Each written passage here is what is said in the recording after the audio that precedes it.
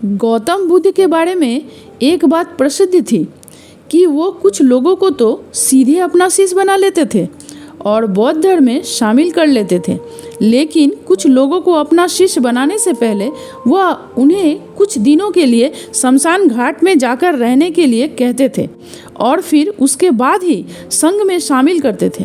तो आखिर बुद्ध ऐसा क्यों करते थे, आज जानेंगे इन वीडियो के माध्यम से।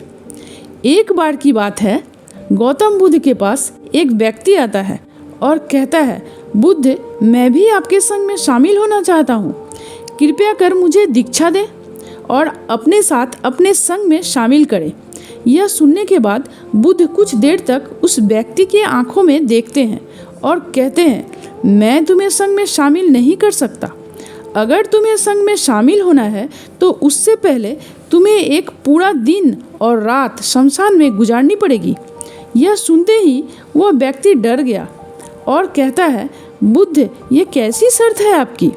दिन में तो ठीक है, लेकिन मैं रात को शमशान में नहीं रुक सकता। बुद्ध ने पूछा, रात में क्यों नहीं रुक सकते? व्यक्ति ने कहा, क्योंकि रात होते ही शमशान में भूत प्रेत और आत्माएं घूमने लगती है।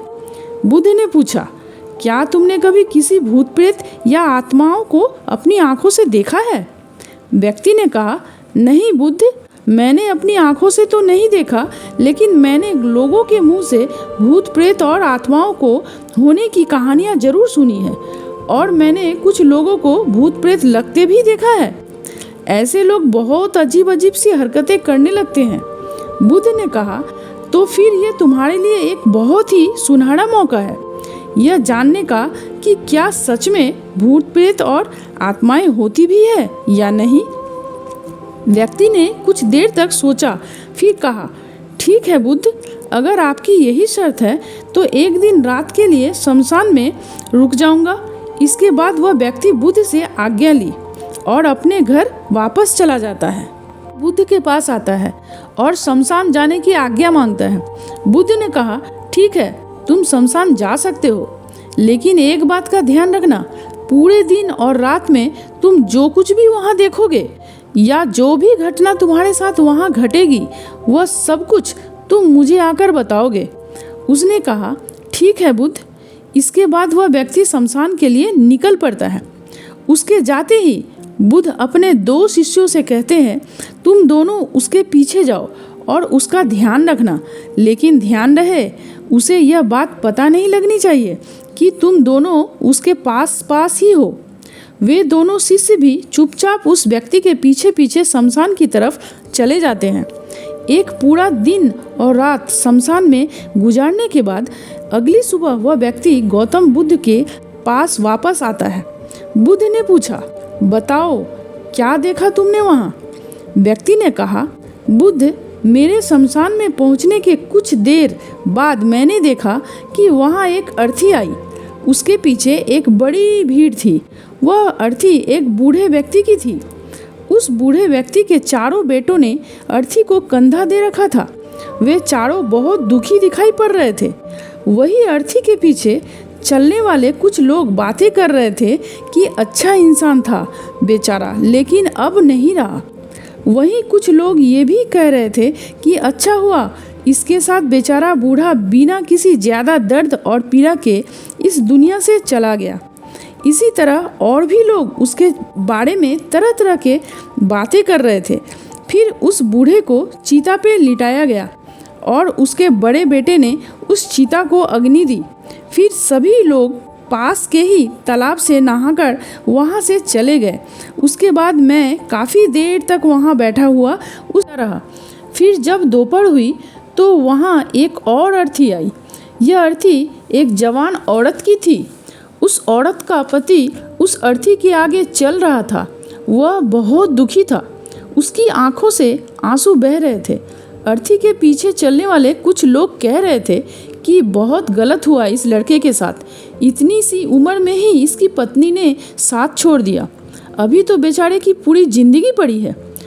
2 छोटे बच्चे हैं, अकेले कैसे इनके परवरिश करेगा? भगवान ने बहुत गलत किया इसके साथ। इसके अलावा वहाँ कुछ ज्ञानी व्यक्ति भी थे जो मृत स्त्री के पति को समझा रहे थे कि रो मत, क्योंकि आज नहीं तो कल उसे यहाँ आना ही था। किसी को पहले तो किसी को बाद में, लेकिन एक दिन सबको यहाँ आना है। कोई मृत्यु से बच नहीं सकता, सब कुछ यहीं रह जाता है। इसलिए हमें क्रोध, चिंता, लालच और बुरे कर्मों से बचना चाहिए। और इसी तरह की और भी ज्ञान की बातें वे सभी ज्ञानी व्यक्ति आपस में करते रहे। फिर उस स्त्री के पति ने उसकी चिता को अग्नि दी और जोर जोर से रोने लगा। उसे रोता देख कुछ लोग उसे सांत्वना देने आ गए। फिर उन सभी लोगों ने भी पास के ही तालाब से स्नान किया और वहाँ से चले गए। उस स्त्री की चिता को जलते देखता रहा। जब शाम होने को थी तो वहाँ 2 अर्थियाँ और आई। एक अर्थी महंगे फूल मालाओं से सुसज्जित थी। उसके पीछे जो लोग थे वो बड़े खानदान से लग रहे थे और उसके पीछे लंबी भीड़ भी थी। देखने से ही लग रहा था कि यह किसी अमीर व्यक्ति की अर्थी है। दूसरी अर्थी बहुत ही साधारण सी थी और उसके पीछे बहुत ही कम लोग थे। वह जरूर ही किसी बहुत गरीब व्यक्ति की अर्थी रही होगी। अमीर व्यक्ति की चिता को चंदन की लकड़ी से तैयार किया गया, जबकि गरीब व्यक्ति की चिता को साधारण लकड़ी से। अमीर व्यक्ति की चिता को पहले अग्नि दी गई, फिर गरीब व्यक्ति की चिता को। बुद्ध ने पूछा, क्या तुम्हें उनके चिताओं में कोई अंतर दिखा? व्यक्ति ने कहा, नहीं बुद्ध, मुझे तो कोई अंतर नहीं दिखा। दोनों के शरीर एक समान ही जली और अंत में राख हो गए। बुद्ध ने पूछा, फिर क्या हुआ? व्यक्ति ने कहा, उसके बाद रात हो गई और वहाँ कोई नहीं आया। बुद्ध ने फिर पूछा, क्या तुम्हें वहाँ रात में भूत प्रेत और आत्माएं दिखी? व्यक्ति ने कहा, नहीं बुद्ध, मुझे वहाँ कुछ भी नहीं दिखा, लेकिन मैं वहाँ पूरी रात खुद से ही डरता रहा, कभी हवा की सरसराहट से, कभी जानवरों की आवाज़ से। और फिर सुबह हो गई और मैं आपके पास आ गया। बुद्ध ने कहा, बहुत बढ़िया, लेकिन मैं तुम्हें संघ में शामिल नहीं कर सकता। व्यक्ति ने कहा, लेकिन क्यों? बुद्ध ने कहा, क्योंकि तुम अभी उसके लिए तैयार नहीं हो। संघ में शामिल होने के लिए तुम्हें एक बार और एक पूरा दिन और रात शमशान में गुजारनी पड़ेगी। व्यक्ति ने बुद्ध को मनाने की बहुत कोशिश की, लेकिन बुद्ध नहीं माने। तो अंततः उसने दोबारा शमशान में जाना स्वीकार कर लिया। फिर अगली सुबह शमशान की ओर निकल पड़ा। बुद्ध ने इस बार फिर अपने 2 शिष्य की सुरक्षा के लिए उसके पीछे भेज दिया। एक दिन और रात शमशान में गुजारने के बाद वह फिर बुद्ध के पास आया। बुद्ध ने फिर वही प्रश्न किया, बताओ क्या देखा तुमने वहाँ? व्यक्ति ने कहा, बुद्ध, कल मेरे सामने 8 लोगों की चिताओं को अग्नि दी गई और उन सबके साथ भी वही घटनाएं हुई जो मैंने पिछली बार आपको बताई थी कि बहुत से लोग रो रहे थे, कुछ उन्हें सांत्वना दे रहे थे और कुछ ज्ञानी व्यक्ति तरह तरह के बातें कर रहे थे। लेकिन एक अलग चीज़ जो मैंने इस बार देखी वो ये थी कि कुछ मृत व्यक्तियों के शरीर के कुछ हिस्से जो ठीक से नहीं जल पाए थे, उस अधजले हिस्सों को चील, कौवे और जानवर नोच नोच कर खा रहे थे। कुत्ते कुछ हड्डियों को अपने साथ उठा ले गए। यह सब देखकर मुझे एक चीज़ का एहसास हुआ कि जिस शरीर को हम इतना महत्व देते हैं उसका अंत भी एक दिन इसी प्रकार होना है।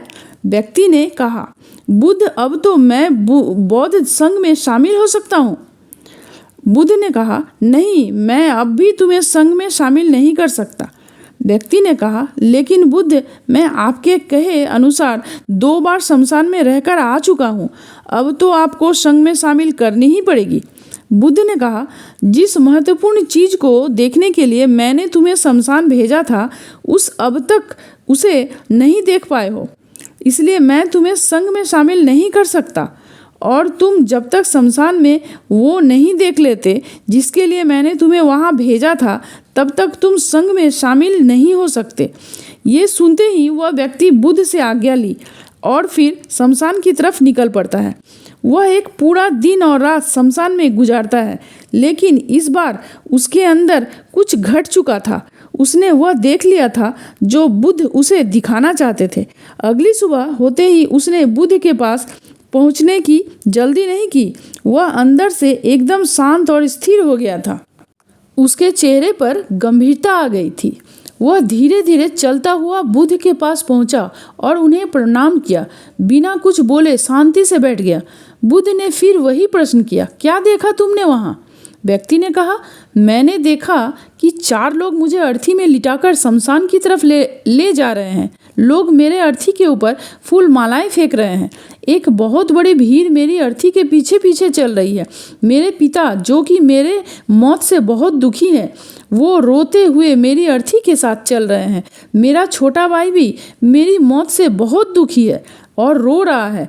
कुछ लोग मेरे भाई और पिता को समझा रहे हैं और उन्हें सांत्वना दे रहे हैं। भीड़ में चल रहे कुछ लोग भी मेरी मौत से दुखी हैं और कुछ दुखी होने का दिखावा भी कर रहे हैं।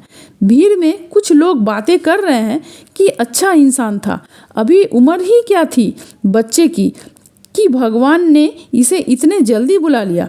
फिर मेरी अर्थी को शमशान की जमीन में रख दिया गया। मैं सांस लेना चाहता था, लेकिन मेरे अंदर सांस नहीं थी।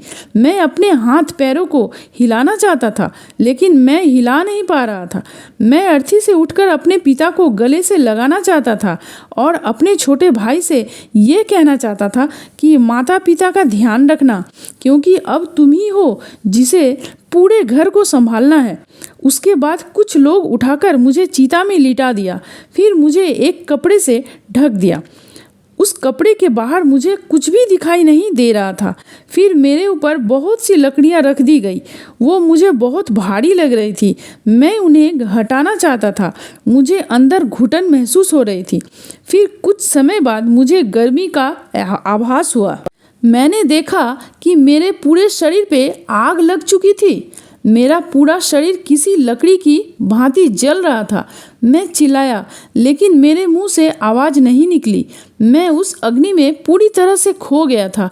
मैं पूरी रात खुद को ऐसे ही जलता देखता रहा और अंत में मैंने पाया कि मैं राख में तब्दील हो चुका हूँ। उसी पूरी रात में पता नहीं कहाँ खोया रहा। ना तो मैं डरा और ना ही मुझे किसी प्रकार के डर का एहसास हुआ, और सुबह होते ही मैं आपके पास आ गया। ये सब सुन बुद्ध मुस्कुराए और बोले, अब तुम संघ में शामिल हो सकते हो। बुद्ध ने आगे कहा, जीवन को वही व्यक्ति समझ सकता है जिसने मृत्यु को समझ लिया हो। जैसे एक बीमार व्यक्ति स्वस्थ रहने के महत्व को अच्छे से समझ सकता है। वास्तव में गहरे ध्यान और साधना में उतरने के लिए अंदर ज्ञान का बीज होना बेहद आवश्यक है, और वह ज्ञान का बीज कल रात तुम्हें वहाँ मिला। तुमने वहाँ जाकर यह महसूस कर लिया कि तुम्हारा शरीर नश्वर है और तुम्हारे साथ कुछ भी नहीं जाने वाला, सब यहीं रह जाएगा। जब तुम पहले 2 बार शमशान गए तो तुम भी उन्हीं ज्ञानी व्यक्तियों की तरह ही थे जो शमशान में जाते ही धार्मिक हो जाते हैं, जिन्हें वहाँ जाते ही मृत्यु की याद आती है, शरीर को नश्वर होने की याद आती है, और वो वहाँ बड़ी बड़ी बातें भी करते हैं, लेकिन वहाँ से निकलते ही फिर पहले जैसे हो जाते हैं। वैसे ही सारे बुरे काम करते हैं, अधर्म करते हैं, खुद के शरीर से मोह करते हैं, इसे अमर मान लेते हैं और दूसरों से ऐसा व्यवहार करते हैं जैसे वो वहाँ हमेशा रहने वाले हैं। लेकिन जब तुम तीसरी बार वहाँ गए तो तुम्हें अंदर से ये आभास हुआ कि तुम असल में वो नहीं हो जो तुम खुद को मानते हो। खुद के अंदर गहरा ध्यान और समर्पण पैदा करने के लिए शरीर की नश्वरता और मृत्यु को अनुभव करना बेहद आवश्यक है। अब जो ज्ञान का बीज तुमने कल रात वहाँ पाया है, उसे अपने ध्यान में परिवर्तित करना है और उसे इतना बड़ा करना है कि तुम्हारे जैसे कई ज्ञान के प्यासे जब तुम्हारे पास आए तो उनकी प्यास भी शांत हो जाए। दोस्तों, उम्मीद करती हूँ कि आपको ये वीडियो ज़रूर पसंद आई होगी।